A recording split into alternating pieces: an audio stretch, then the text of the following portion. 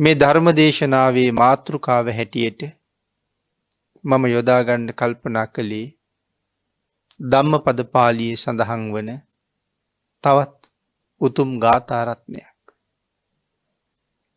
අපේ බුදුරජාණන් වහන්සේ මේ ගාථා රත්නයේ දේශනා කොට වදාළේ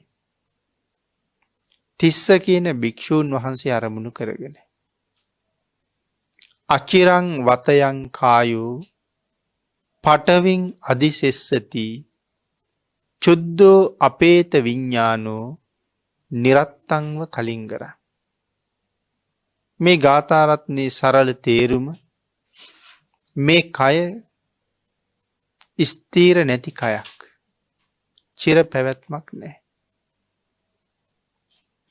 ආයුෂය, උෂ්ණය, විඤ්ඤාණය මේ ධර්මතා තුන මේ කයෙන් පහ වුණ දවසට වැඩකට නැති දර කැබැල්ලක් වගේ මහ පොළොව මත ඇද වැටෙන එක මේ කයේ ස්වභාවයයි කියන කාරණාව තමයි මේ ගාථාවේ සරල තේරුම.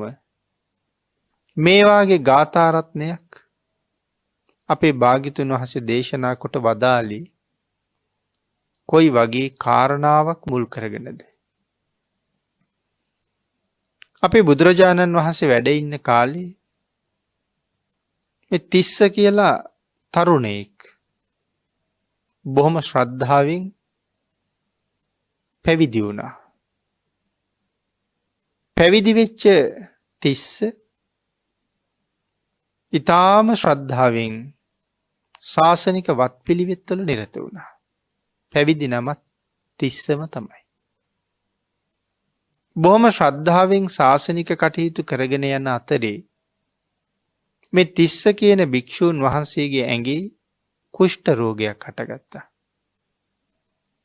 මුලින්ම මතුවෙනකොට අබෑට වගේ කුඩා කුඩා බිබිලි ශරීරයේ පුරාම පැතිරුණා. දවසක් දෙකක් යනකොට අර බිබිලි ටිකක් ලොකු වෙලා මුං ඇට වගේ වුණා. තවත් දවසක් දෙකක් යනකොට ඒ බිබිලි තව ටිකක් ලොකු වුණා. ඊට පස්සේ කඩල ඇට වගේ වුණා.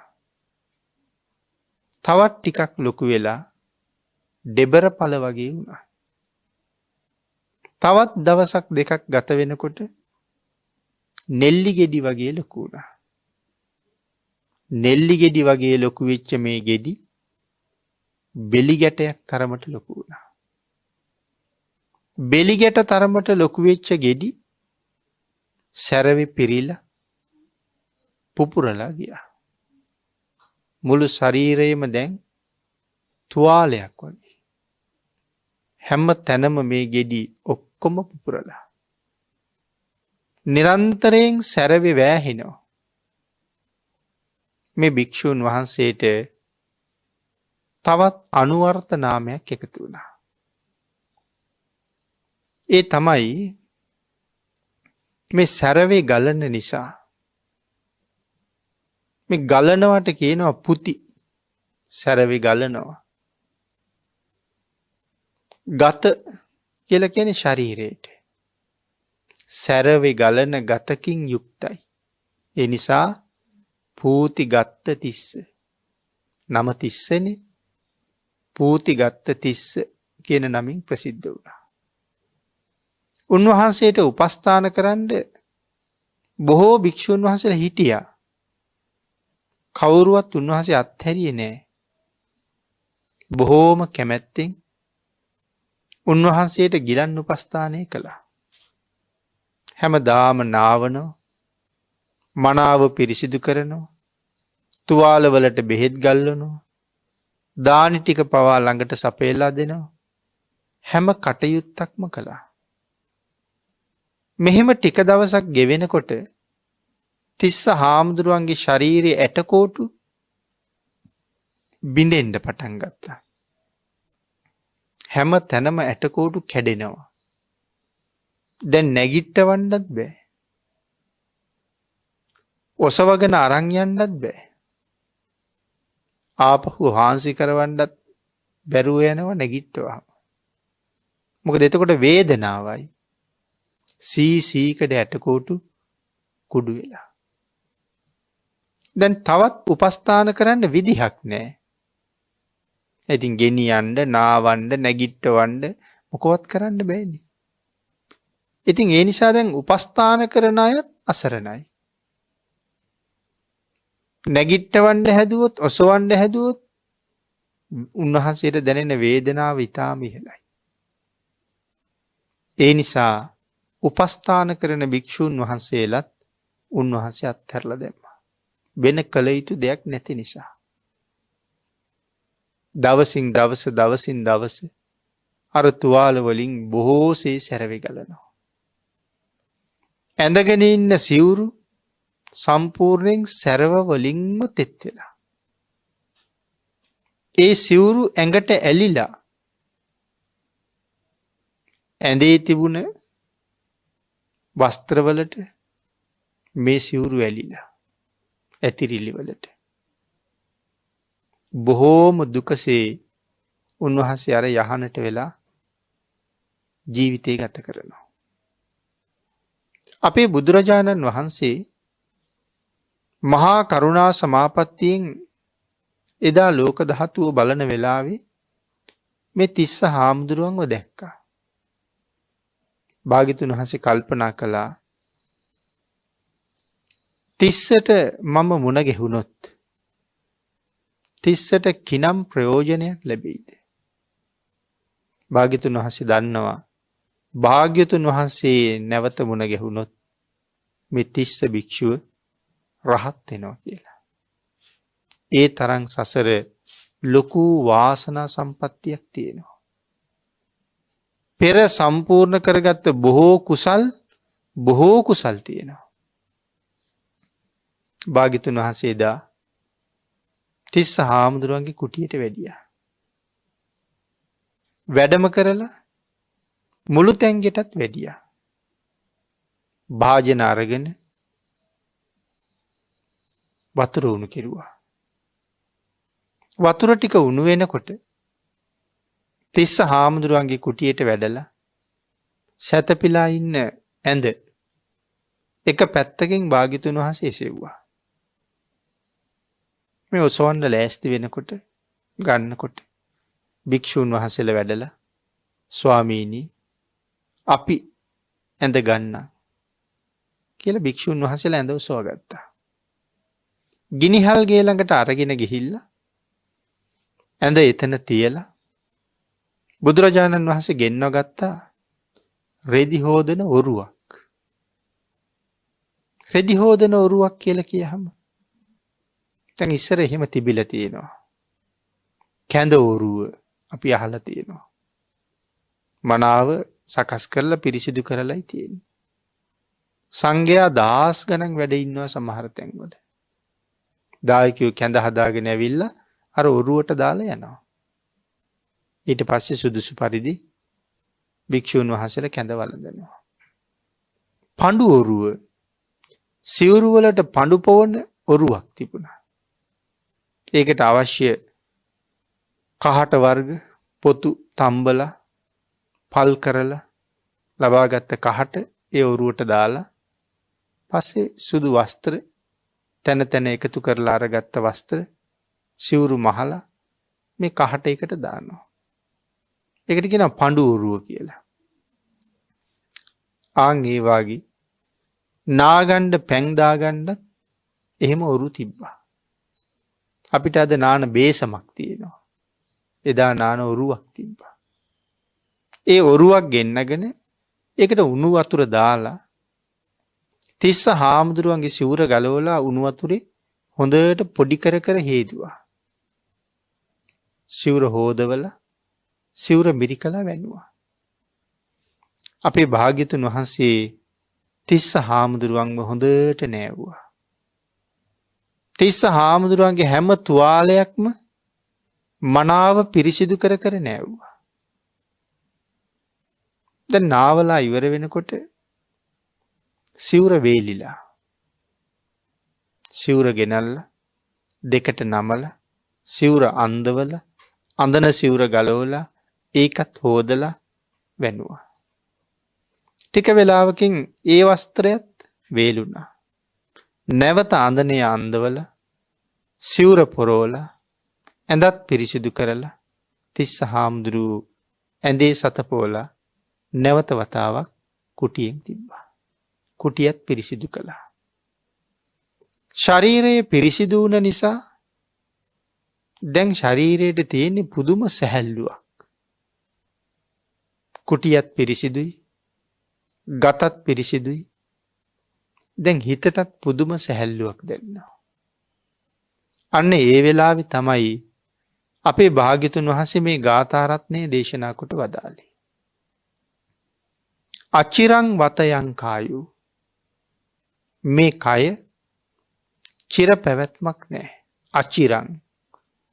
චිර කියලා කියන්නේ ස්ථිරයි කියන එක. නැත්නම් බොහෝ කාලයක්, චිරාත් කාලයක් ජීවත් වේවා කියලා අපි ආශිර්වාද කරනවා. ඒ බොහෝ කල් ජීවත් වේවා. නමුත් මෙතන සඳහන් කරන්නේ අචිර. ඒ කියන්නේ චිර නෑ. මේ කයේ ස්ථීර බවක් නෑ. නමුත් අපි ජීවත් වෙනවා. හැබැයි අපි ජීවත් වෙනකොට ස්ථිරයි වගේ හිතාගෙන ඉන්නවා. අපි හැමෝම හිතනවා අපිත් වයසට ගිහිල්ලා මරණයට පත් වෙයි කියලා. එහෙම ස්ථිර හැඟීමක් තියාගෙන ඉන්නවා.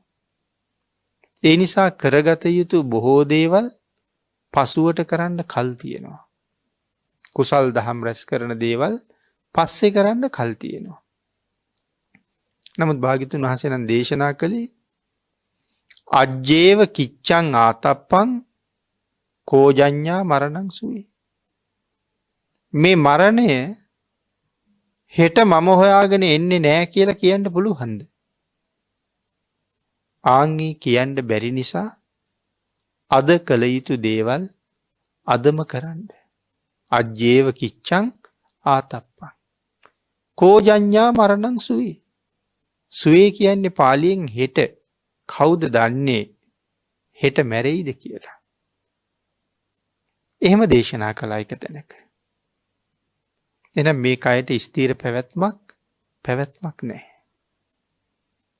සමහර වෙලාවට දවල්ට අනුභව කළේ ජීවිතයේ අන්තිම කෑම වේල වෙන්න බැරිද? මේ ශ්‍රවණය කරන්නේ ජීවිතේ ශ්‍රවණය කරන අන්තිම ධර්ම දේශනාව වෙන්න බැරිද? පුළුවන්. හෙට වෙනකොට මැරෙන්න පුළුවන්. ඒ නිසා චිර පැවැත්මක් නැහැ. බාල තරුණ මහලු කවුරුත් මැරෙනවා. මහලු වෙලාම මැරෙනවා කියලා කාරණාවක් මේ මනුස්ස සත්ත්ව ලෝකයේ ඇත්තේ නැහැ. ඒකයි මේ කියන්නේ. ඉතින් දීර්ඝව මේක තව කරුණු දක්ව මේ කාරණාව පැහැදිලි කරන්න පුළුවන්. පටවින් අදිසෙස්සති. මහ පොළොව මත මේ කය දවසක ඇද වැටෙනවමයි. චුද්ධෝ අපේත විඤ්ඤාණෝ. චුද්ධෝ අපේත විඤ්ඤාණෝ. විඤ්ඤාණය එහෙම නැත්නම් මේ සිත මේ ශරීරයෙන් අහකට ගියාට පස්සේ මේ ශරීරයෙන් කිසිම ප්‍රයෝජනයක් ගන්න පුළුවන්ද? හිත කියන ධර්මතාවය මේ කයෙන් බැහැර වුණාට පස්සේ මේ කයෙන් කිසිම වැඩක් ගන්න බෑ. අඩුම තරමේ ඇඟිල්ලක්වත් හොලවන්න බෑ හිත නැතුව ගියොත්. මේ කරන සියලු ක්‍රියාකාරකම් මොකක් නිසාද කරන්නේ? සිත නිසා. අපිට දැනෙන්නේ නැති තරම් සියුම් විදිහට මේ හිත ක්‍රියාත්මක වෙනවා. අපි වෙන වැඩක් කර ඉන්නේ. නමුත් ඒ වැඩේ කර ඉන්න ගමන් අපි කකුල හොලවනවා. නමුත් අපිට ඒ ගැන ලොකු අදහසක් ලොකු අරමුණක් නැහැ. නමුත් මේ කකුල හොලවන්න පුළුවන් ද හිතන්නේ නැතුව කකුල හොලවන්න බෑ. හිතලම තමයි හොලවන්නේ. නමුත් අපි හිතලා හොලවන බවක් අපිට තේරෙන්නේ නැහැ. කෑම කන ගමන් කකුල හොලවනවා. රූප වාහනීය බල බල කකුල හොලවනවා. තවත් නොයෙක් දේවල් කරනවා. හැම තැනම හිතක් තියෙනවා. හිත නැති වුණ දවසට ඇඟිල්ලක්වත් සොලවන්න බෑ කියලා සඳහන් කළේ ඒකයි. එහෙනම් මහ පොළොව මත මේ කය ඇද වැටෙන්නේ කයෙන් කුමක් ඉවත් වෙලා ගියහමද? හිත ඉවත් වෙලා ගියහම. ආයුෂය, උෂ්ණය, විඥානය. මේ ධර්මතා තුන පවතින තුරු අපි මේ නොයෙක් වැඩ කරනවා.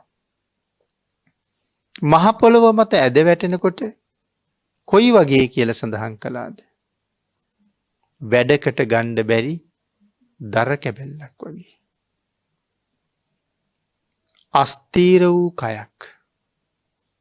නමුත් අපි ස්ථීරයි වගේ හිතාගෙන වැඩ කරනවා. නමුත් තේරුම් ගත යුතු සත්‍ය මෙය ඊටාම අස්තිරයි කියන එකයි. කොයි තරම් අස්තිරයිද? හරියට නිකන් විදුලියක් වගේ. අපි අහසේ විදුලි එලි දකිනවනේ. දීර්ඝ කාලීන පැවැත්මක් තියෙනවද? ඇති වෙනවා, නැති වෙලා යනවා. තනපතක් අග තියෙන පිනි බිඳුවක් වගේ. තනකොළ කෙන්දක අග්ගිස්සේ පිනි බිඳුවක් තියෙනවා. කොයි වෙලාවෙ වැටෙයිද කියලා කවුද දන්නේ? අපිත් ඒ වගේ. මැරෙන බව නම් හොඳටම දන්නවා. කවදද කියලා දන්නවද? කොතනද කියලා දන්නවද? මොන වෙලාවේද කියලා දන්නවද? මොන හේතුව නිසාද කියලා දන්නවද? එකක්වත් දන්නේ නැහැ. හැබැයි දන්න එකක් තියෙනවා, මැරෙනවා. මැරෙන දවස දන්නේ. සතියේ මොන දවසේ මැරෙයිද? උදේ පාන්දර මැරෙයිද, මධ්‍යහනේ මැරෙයිද, රැට මැරෙයිද? ඒක දන්නෙත් නැහැ. ගෙදර මැරෙයිද? පාරේ මැරෙයිද? ඉස්කෝලේ මැරෙයිද? රැකියාව කරන තැන මැරෙයිද? එහෙම නැත්නම් සමහරලාට අහසේ ගමන් කරන වෙලාවක මැරෙයිද? වාහනයක් ඇතුලේ මැරෙයිද? රෝහල් ඇඳක් උඩ මැරෙයිද? දැඩි සත්කාරයක මැරෙයිද? අපි මැරෙන තැන දන්නෙත් නැහැ. උණක් හැදිලා මැරෙයිද? කැස්සක් හැදිලා මැරෙයිද? බඩේ අමාරුවක් හැදිලා මැරෙයිද? පිළිකාවක් හැදිලා මැරෙයිද? වකුගඩු දිය වෙලා මැරෙයිද? මේ ජීවත් වෙන කවුරුවත් ඒ හේතුව දන්නෙත් නැහැ. ඒ එකක්වත් නොදන්න අපි මැරෙන බව විතරක් හොඳටම දන්නවා. නමුත් මේ උපාදානස්කන්ධය පෝෂණය කරනකොට අපි කොයිතරම් මේ කයට බැඳෙනවද? සමාජ ජීවත් වෙනකොට කොච්චර කයට රූපයට බැඳෙනවද? මේ කයට රූපයට බැඳුන නිසා මිනිස්සු කොච්චර පව් කරනවද? මිනිස්සු කොච්චර ප්‍රමාද වෙනවද? මමය මාගේය කියලා අල්ලගන්න දෙයක් මේ කයේ නැති බවම භාග්‍යතුන් වහන්සේ අපූර්වට පැහැදිලි කළා. තිස්ස හාමුදුරුවන්ගේ කය ළමා කාලේ, තරුණ කාලේ කොහොම තියෙන්නේ ඇත්ද? මේ කය මේ විදිහට පවත්වන්න අපි වෙහෙසෙන තරම් අපි පින්නතුන් හිතලා බලන්න. ජීවිත කාලෙන් කොච්චර කාලයක් වැය කරලාද මේ කය මෙහෙම පවත්වන්න? වැඩිම කාලයක් වැය කරලා තියෙනවා. නාවනවා, පිරිසිදු කරනවා, අන්දවනවා, පලන්දවනවා, කවනවා, පොවනවා, කැමති කැමති දේවල් කණ්ඩ දුන්නා. කැමති කැමති දේවල් බොණ්ඩ දුන්නා. කැමති කැමති දේවල් ඇන්දෙව්වා. කැමති කැමති ආභරණ පැළඳෙව්වා. සමහර වෙලාවට අවුරුද්දක් විතර එක දිගට වැඩ කරලා මුදල් එකතු කරගෙන මාලයක් හදාගන්නවා. කයට පලන්දන්ට. මේ වෙනුවෙන් කොච්චර මහන්සි වෙනවද? හැබැයි අපි එච්චර මහන්සි වෙලා මෙච්චර දේවල් කළත් මේ කයේ අපි කෙරෙහි අනුකම්පාවක් නම් අනුකම්පාවක් නෑ. ලෙඩ වෙන්න හිතුන මොහොතේ ලෙඩ වෙනවා. මට මෙච්චර කැව්වා, මට මෙච්චර සැලකුවා කියලා හිතනවද? නෑ. සමහරලාට අපි දුන්න ආහාරවලින්ම දුන්න බීම නිසාම ඒත් ලෙඩ වෙලා. ඊළඟට භාග්‍යතුන් වහන්සේ දේශනා කරනවා මෙහි කිසිම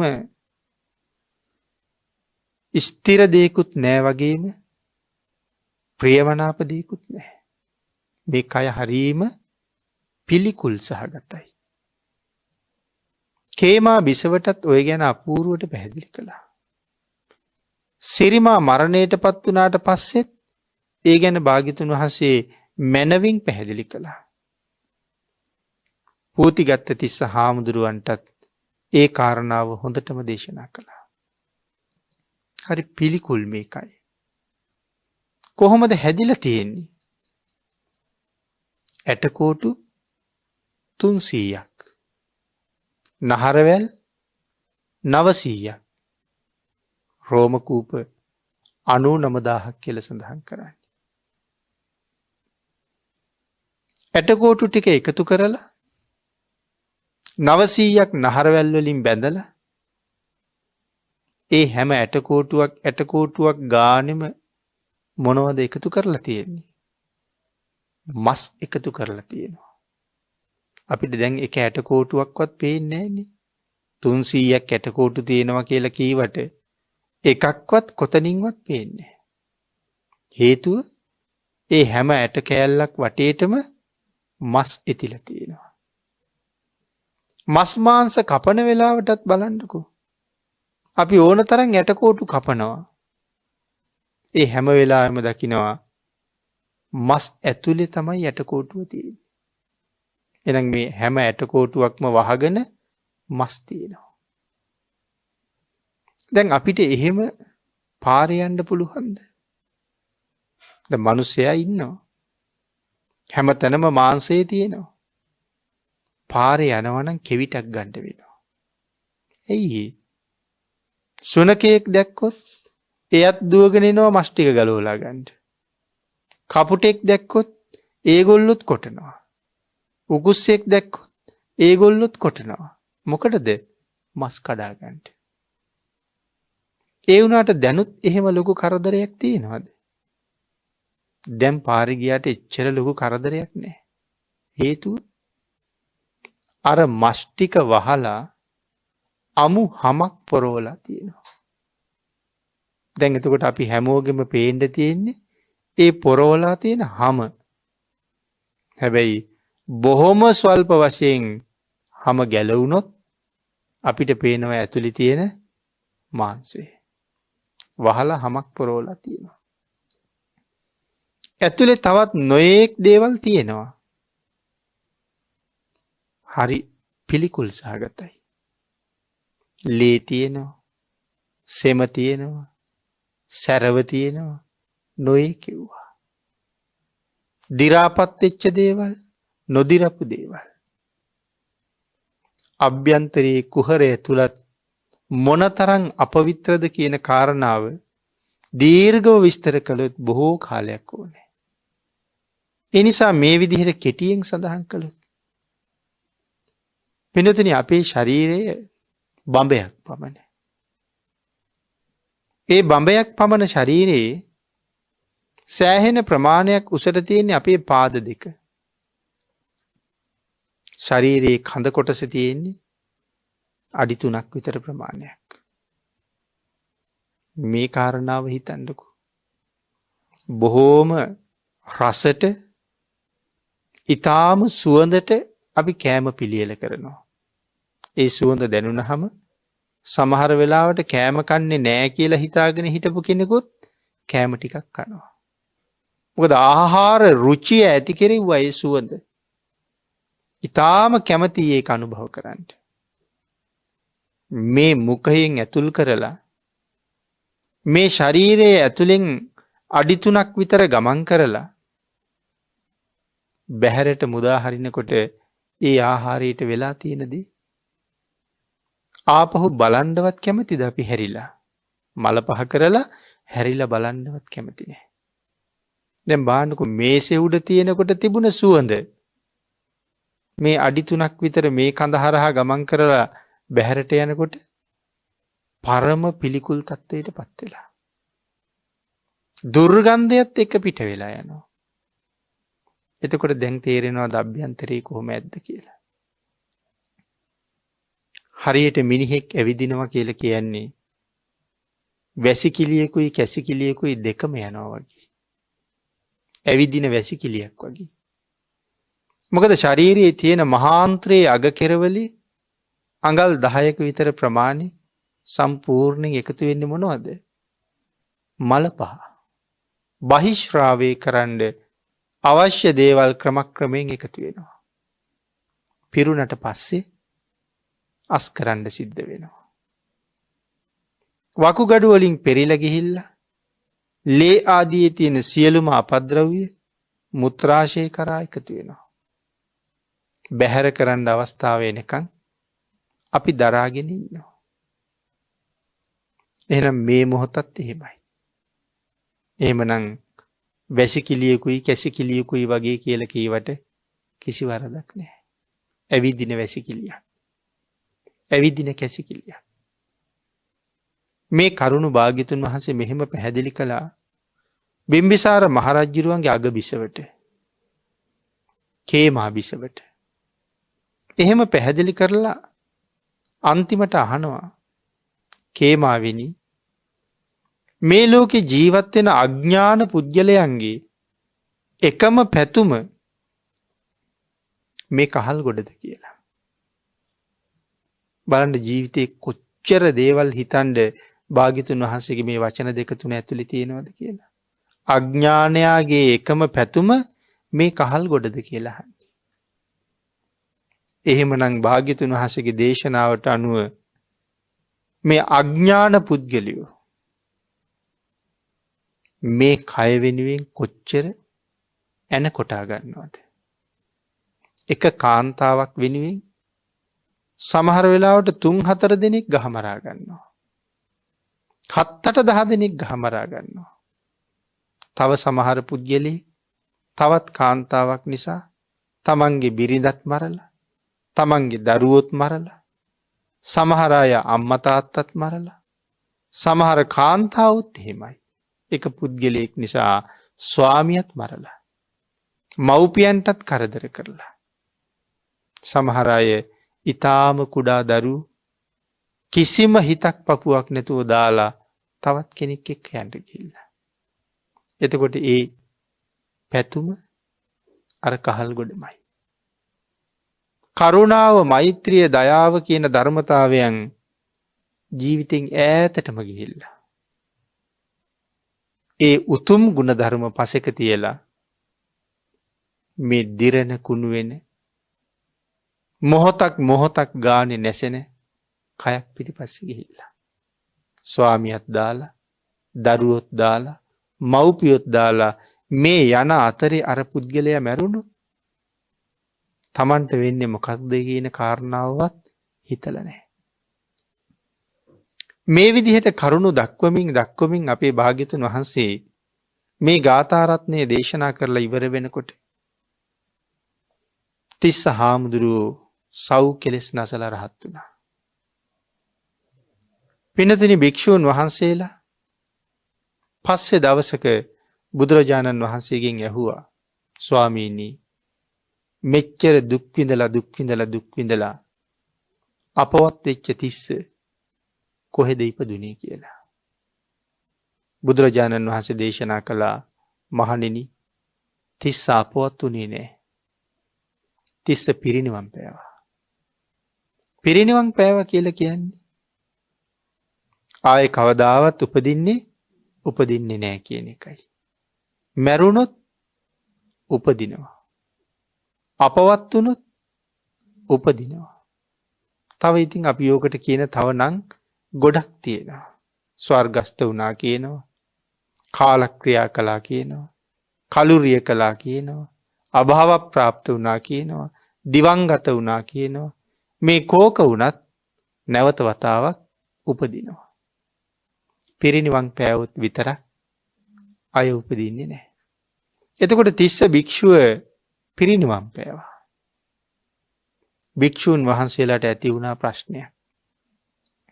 ස්වාමීනි, මේ ජීවිතෙන් පරිනිර්වාණයට පත්වෙන්න තරම් සසර මහා කුසල් රැස් කරගෙන තිබුණ තිස්ස මේවාගේ අවාසනාවන්ත ඉරණමකට ගොදුරු වුණේ ඇයි කියලා. එච්චර පින් තිබිලත් මෙහෙම වුණේ ඇයි කියලා අහන්නේ. පින්නතුනි, මේ කාරණාව අදත් අපි සමාජي කතා කරන්නේ නැද්ද?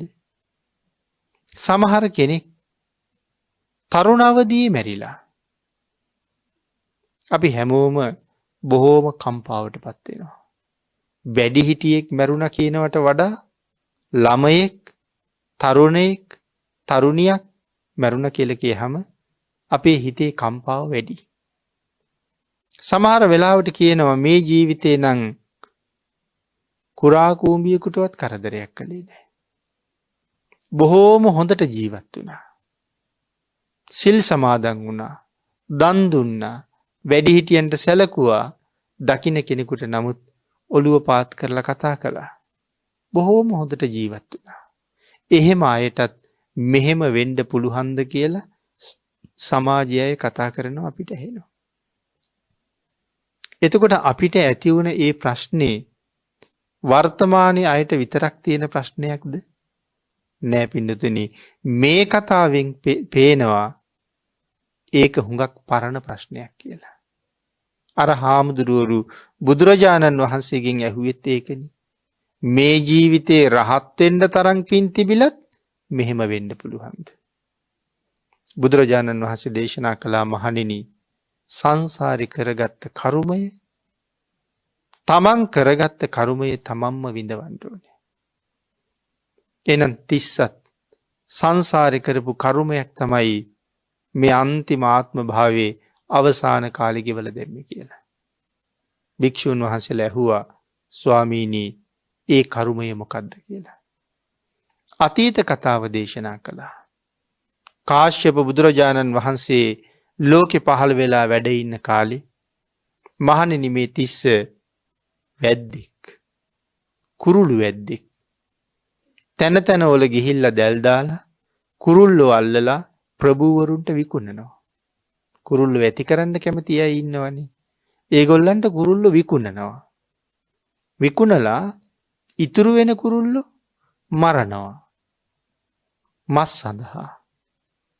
හැන්දෑවේ මරලා දාලා උදේට ගිහින් බලහම හුඟක් මස් නරක් වෙලා. එහෙනම් ඒකෙන් තේරුමක් නැන්නේ. ඒ හින්දා මෙයා වෙනත් උපායක් යෙදුවා. හැන්දෑවට ඉතුරු වෙන කුරුල්ලෝ ඔක්කොගෙම කකුල් දෙක කඩනවා. කකුල කඩහම කුරුල්ලට ඉගිල්ලෙන්න බෑ. එයාට උඩට නගින්න මේ කකුල් දෙකෙන් තමයි වාරුව ගන්නෙ. දැන් කකුල් කඩහම ඒ වාරුව ගන්න බෑ. ඊට අමතරව පියාපත් ටික අල්ලලා ඒකත් එහාට නමලා පියාපත් වල යට කෝටු ටිකක් කැඩුවා. දැන් කොහොමත් ඉගිලෙන්න බෑ. පහුවදා උදේට ඒ කුරුල්ලෝ මරනවා. කකුල් කඩලා පියාපත් කැඩුවට මැරෙන්නේ නෑනේ. වේදනාව විඳ විඳ ඉන්නවා. උදේට මරලා හැම ගහලා වෙළඳ පොළට අරන් යනවා. මහණෙනි, මේ සත්තුන්ට තිස්ස මොනතරම් වේදනාවක් දුන්නද? අබෑට වගේ පටන් ගත්ත බිබිලි බෙලි ගැට තරම් එනකන් ලොකු වෙලා සැරවෙ පිරිලා මහා වේදනාවක් දීලා පුපුරලා තුවාල වෙලා මුළු ගතම වනයක් වගේ. හිතන්නකො පින්නතුනි, බෙලි ගැට වාගේ ගෙඩි පිට දිහා හිටන් ඇති වෙලා තුවාල වුණහම කොහොමද ඉන්නේ කියලා. ඉඳගන්න බෑ. ඉඳගන්න මාංශෙත් ගෙඩි. උඩු බැලි අතට ඉන්න බෑ. තුවාල යට වෙනවා. වම් ඇලේට හැරෙන්නත් බෑ. දකුණු ඇලේට හැරෙන්නත් බෑ. මුණින් අතට හැරෙන්නත් බෑ. අත ගාන අල්ලන හැම තැනම ශරීරේ තුවාල. කොහොම ඉන්නේ ඇද්ද? අපිට මේ කතාවක් විතරනේ අපි අහගෙන ඉන්නේ. එහෙම හිතුනහම බලන්නකෝ. දැන් අදත් සමහර කෙනෙක් එක තැනකම හිටියහම පිට දිහා තුවාල වෙනවා. අපි වතුර මෙට්ටවල තියෙනවා. හුළං පුරවපු මෙට්ටවල තියෙනවා. නොයෙක් දේවල් කොච්චර කළත් පණුව හැදෙනවා. අන් ඒ වාගේ මහා කරදර ගොඩක් මහා වේදනාවක් තියෙනවා. තිස්ස හාමුදුරුවොත් මේ දුක කොහොම විඳින්නේ නැද්ද? අපි එහෙම ගෙඩි හැදිච්ච අය අපේ ජීවිතේ දැකලා නැහැනේ. එහෙනම් තිස්ස හාමුදුරුවෝ විඳපු වේදනාව අපිට හිතා ගන්නවත් බෑ. අන්තිමට ඇටකෝටු ටික බිඳුනා.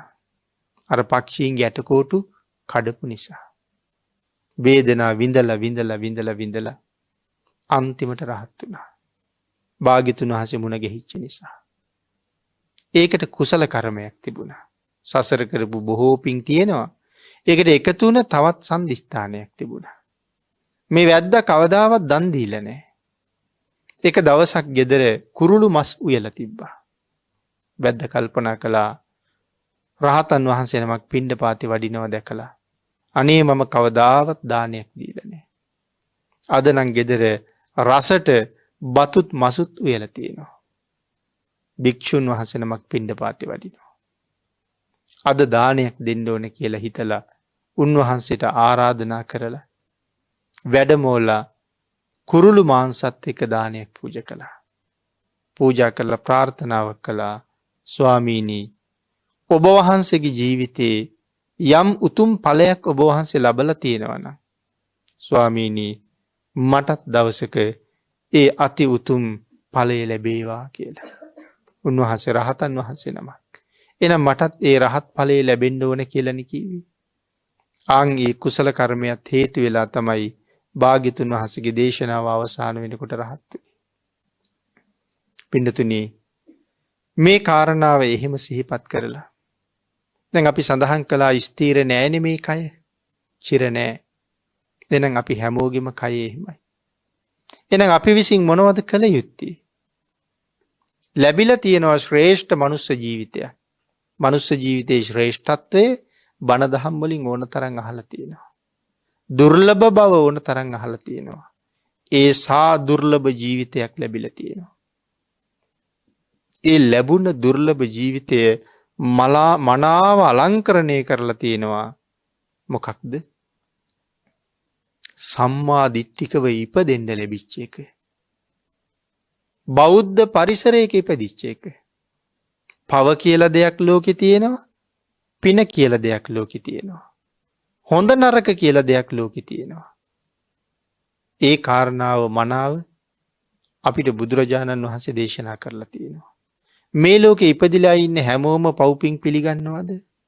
හොඳ නරක පිළිගන්නවද? හැමෝම පිළිගන්නේ නැහැ. පිළි නොගන්න අය පව් කළා කියලා ඒගොල්ලන්ට පව් සිද්ධ වෙන්නේ නැද්ද? ඒගොල්ලන්ට අපිට වඩා පව් සිද්ධ වෙනවා. මොකද පව් බව නොදන්න කෙනා හොඳටම පව කරනවනේ. පව් බව දන්න කෙනා කොහොමත් රැකෙන්න උත්සාහ කරනවා. පවක් කළත් රැකෙන්නයි කරන්නේ. යකඩ බෝලයක් රත් කරලා අරගෙන ආවහම වැඩිහිටියෙකුට කිව්වොත් මේක අල්ලන්න කියලා දන්නව ඇල්ලුවොත් මොකද වෙන්නේ කියලා. නමුත් කුඩා දරුවෙකුට ගෙනihin දෙනවා අඹ දැල්ලක් වාගේ රතු පාට යකඩ බෝලයක්. එයා මොකද කරන්නේ? එයා දන්නවද මේක ඇල්ලුවොත් මොකද වෙන්නේ කියලා? ඒ නිසා දෝතින්ම අරගන්නවා. කාටද හානි උනේ? දන්න කෙනාටද නොදන්න කෙනාටද? එහෙනම් හුඟක් අය කියනවනේ දන්නේ නැතුව කරපු දේවල් වලට පව් නෑ කියලා. එහෙනම් දැන් තේරුම් ගන්න ඕනේ නොදන්න කෙනාට පව් වැඩි කියලා.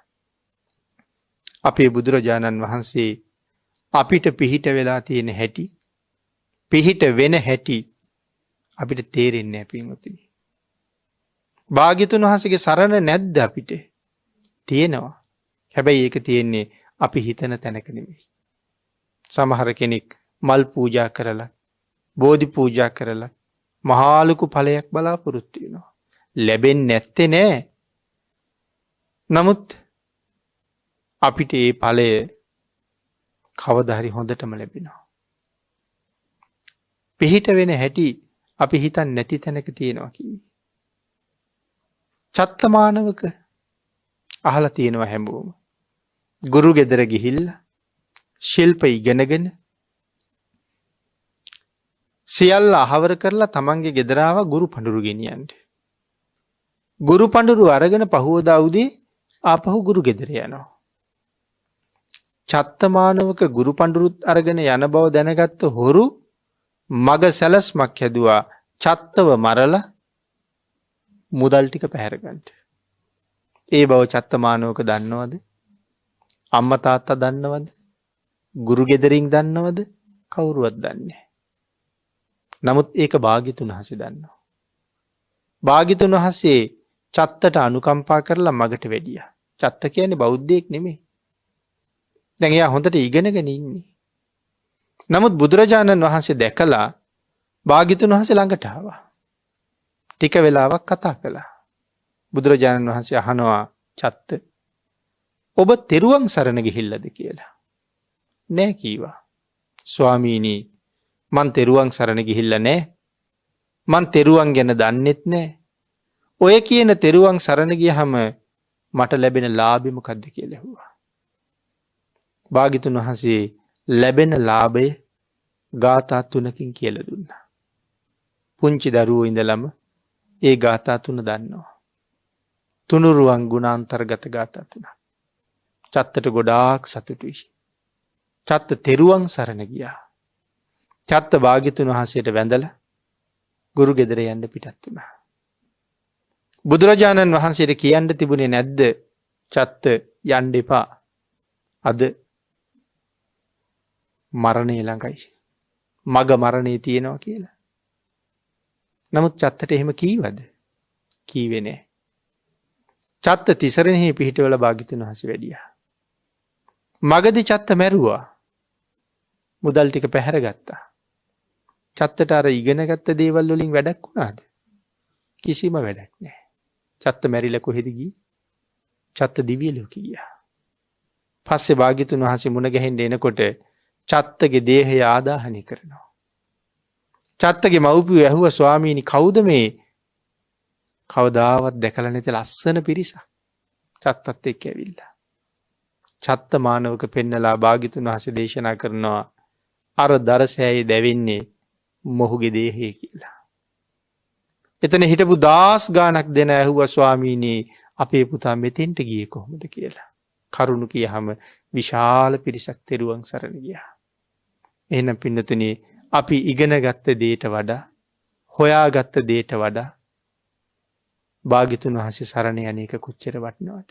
අදත් අපේ දරුවෝ හිතාගෙන ඉන්නේ ඉගෙනගෙන රස්සාවක් අරගෙන ගෙවල් දොරවල් හදලා ආවාහ විවාහ වෙලා බොහෝ දේවල් කරලා වයසටම ගිහිල්ලා මැරෙන්නේ. නමුත් මේකෙන් තේරුම් ගන්න ඕනේ එහෙම නොවි මැරෙන්නත් පුළුවන්. පත්වීම අරගෙන එනකොට මැරෙන්නත් පුළුවන්. උපාධිය ගන්න යනකොට මැරෙන්නත් පුළුවන්. විභාගය ලියන්න යනකොට මැරෙන්නත් පුළුවන්. ආන් ඒකයි කලේ අද කළ යුතු දේ අදම කරන්න. ඉස්සරලා තෙරුවන් සරණ යන්න. මනාව පන්සිල් ආරක්ෂා කරන්න. ගුණ ධර්ම වලින් ජීවිතේ පුරව ගන්න. මරණය කවදද කොතනද දන්නේ කොතන වුණත් කමක් නැහැ. මම ඉන්නේ සූදානම් වෙලා. ආපු වෙලාවක යනවා. සතුටින්ම යනවා. දේශනාවට තියෙන කාලේ නිමා වෙලා නිසා අපි ධර්ම දේශනාව නිමා කරමු. අපි හැමෝගෙම ජීවිතවලට තියෙනවා මහා ආපදා ගොඩක්. ඒ කරගත් අකුසල ධර්මයන්ගේ ආපදාව මරණය නැමැති ආපදාව. නමුත් අපි ඒකේ විපාකයට කැමති නෑනේ. එහෙමනම් ආපදාවක් තියෙනවා කලමනාකරණය කරන්න. බාහිර කලමනාකරණය හොයනවට වඩා තමන්ගේ ජීවිතයට එළඹෙන්න තියෙන ආපදාව කලමනාකරණය කරන්න. ආපදා කලමනාකරණය තමන්ගේ හොඳයිද කියලා බලන්න. එදාට සතුටින් මැරෙන්න පුළුවන්. පින්නතුනි මේ උතුම් ධර්ම කාරණාව ඔබට ලෝකයට